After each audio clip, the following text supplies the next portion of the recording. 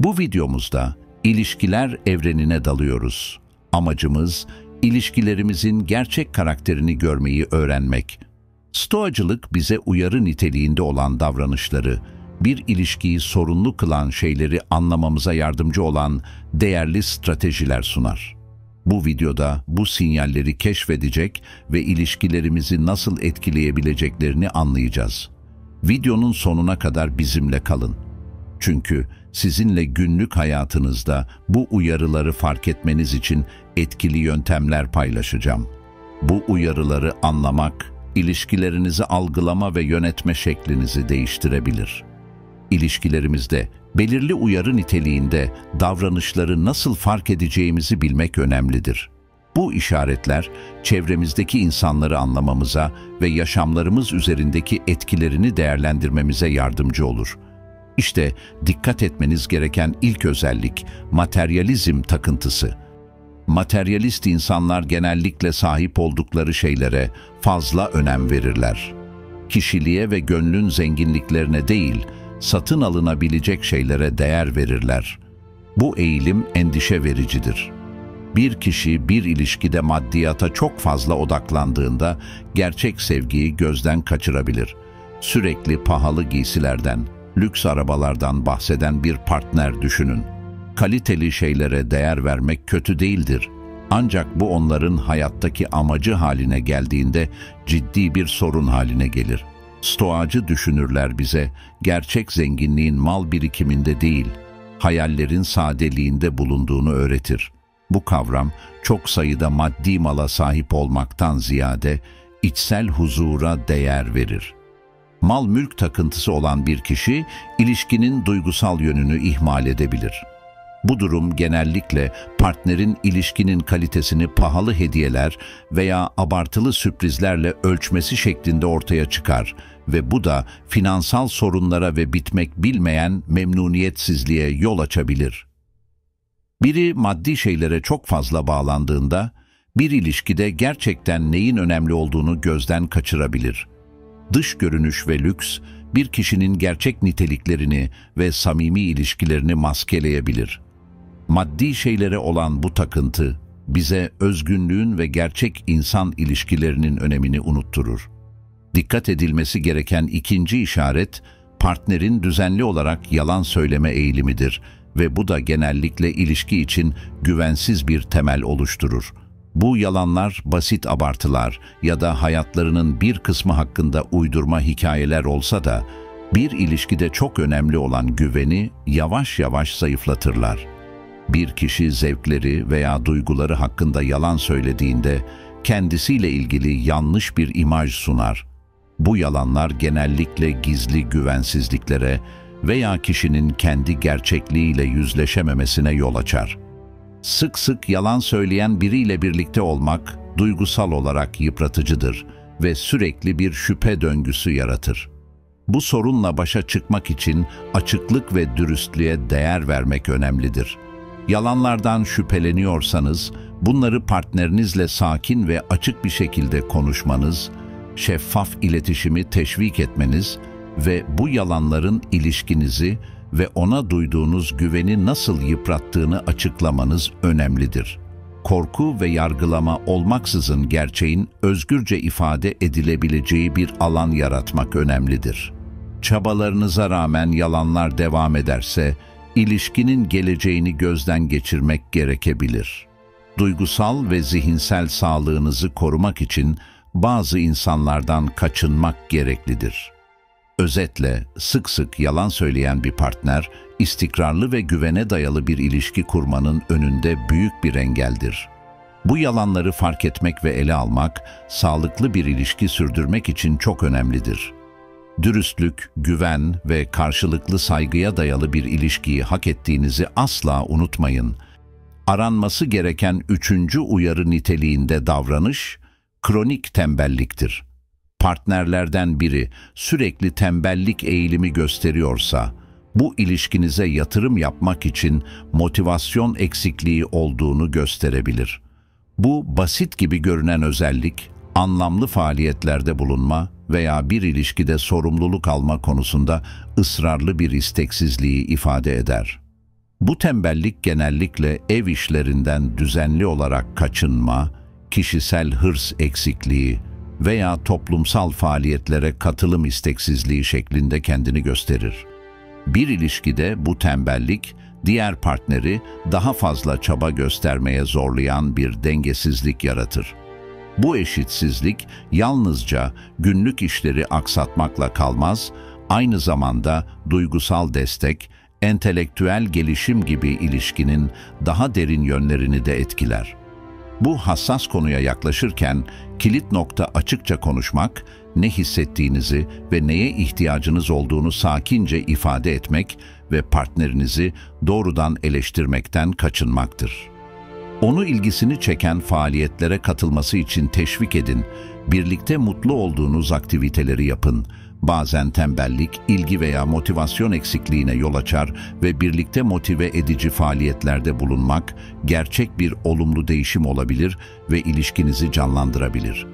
Çabalarınıza rağmen partnerinizin tembelliği sizin hayatınızda bir engel olmaya devam ediyorsa, kendinize saygı duymanız ve bu durumun hayatınız üzerindeki etkisini göz önünde bulundurmanız önemlidir. Herkes mutlu bir ilişkiyi hak eder ve bazen kendi hayallerinizin peşinden gitmeyi seçmek, zor seçimler yapmak gerektirir. Videoyu buraya kadar izlediyseniz, siz de ilişkilerde dikkatli olmamız gereken uyarı niteliğinde bir özelliği yazın. Şimdi 4. maddeye geçelim. Her ilişkinin önemli bir yönü kişisel sınırlara saygı duymaktır. Sevdiğiniz bir kişi tarafından alanlarınızın ve kişisel ihtiyaçlarınızın sürekli olarak göz ardı edildiği bir durumda olduğunuzu düşünün. Duygusal ve fiziksel sınırlarınızın ihlal edildiği hissi, İlişkinizde bir şeylerin yolunda gitmediğinin bir sinyali, bir göstergesidir. Kendinizi güvende hissetmek ve saygı görmek çok önemlidir. Birisi sınırlarınızı düzenli olarak görmezden geldiğinde sizin mutluluğunuza zarar verir. Kendinizi boğulmuş hissettiğiniz, kendinizi ifade edecek veya tutkularınızın peşinden gidecek alanınızın olmaması, ilişkide zararlı bir dengesizliğin kanıtıdır. Kişisel sınırlara saygı duymak, sağlıklı bir ilişki için çok önemlidir. Zor bir günün ardından yalnız kalmaya ihtiyacınız olduğunu düşünün. Partnerinize, belki kitap okuyarak veya müzik dinleyerek rahatlamak için bir süre yalnız kalmak istediğinizi söylüyorsunuz.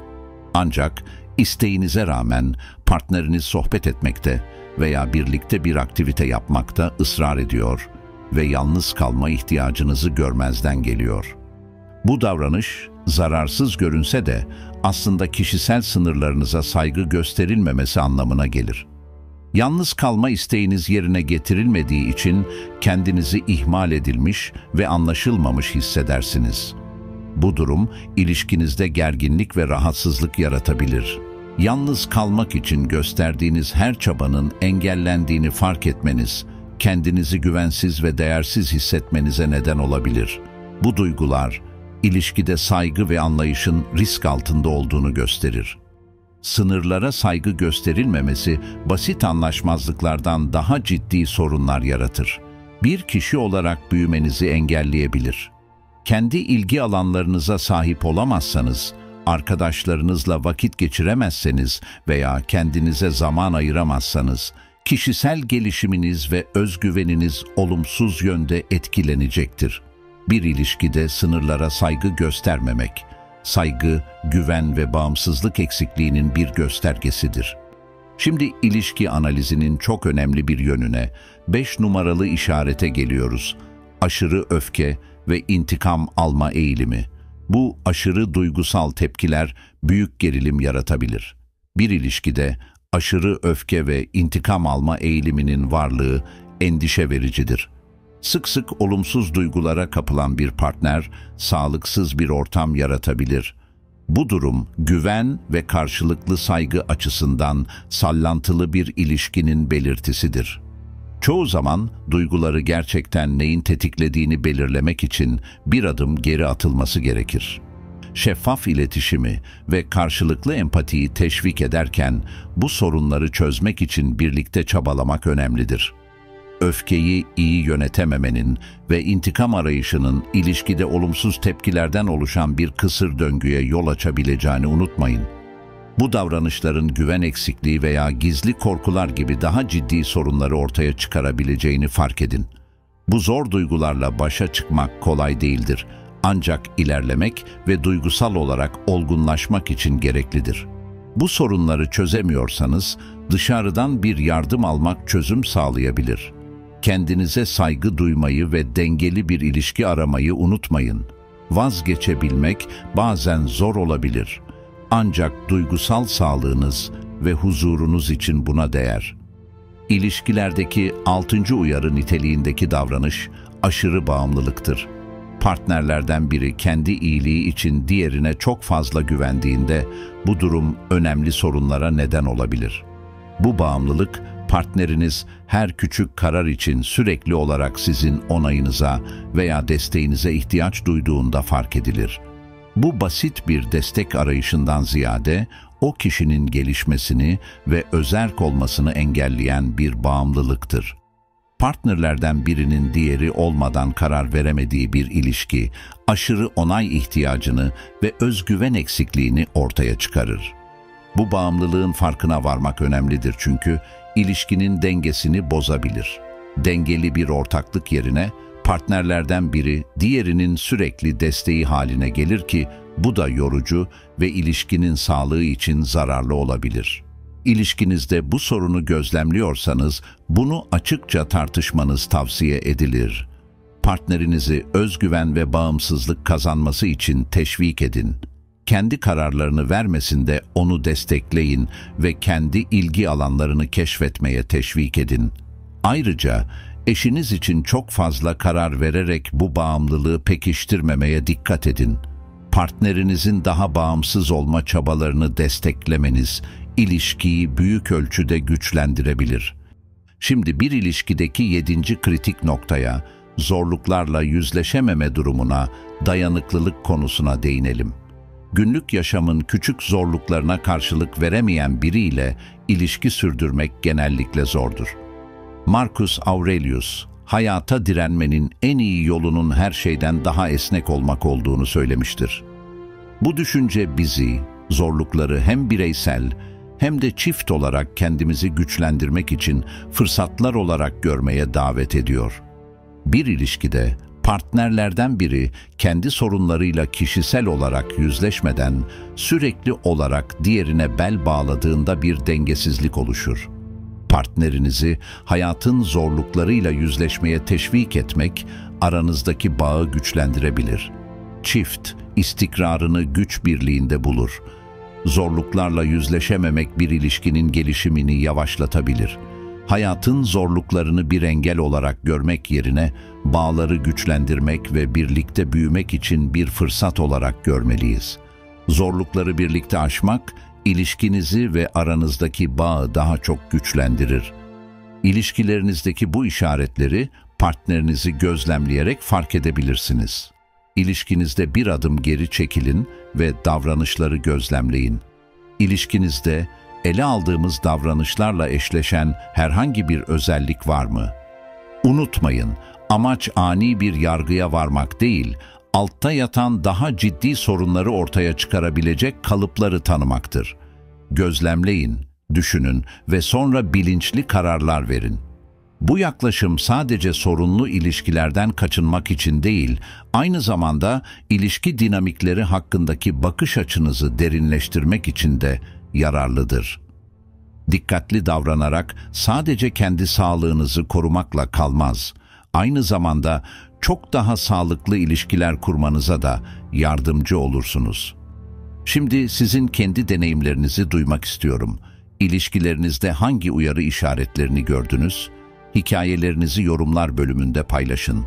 Deneyimlerimizi paylaşarak hepimiz öğrenebilir ve büyüyebiliriz.